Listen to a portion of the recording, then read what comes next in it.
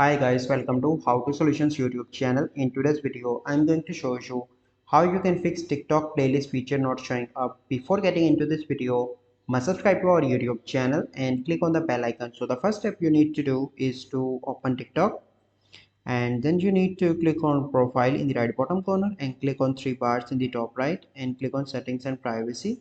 Then you need to click on manage account, and the first step you need to switch to creator account. As you can see that here is an option, so you can see that it is a business account, but my account is already switched. Then you need to go back and go into the Play Store and update TikTok application.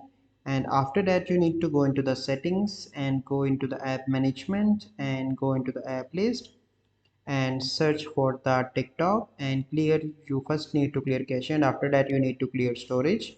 Once you complete all those steps, then you need to go back and log in into your account on TikTok and your issue will be resolved. I hope you find this video helpful.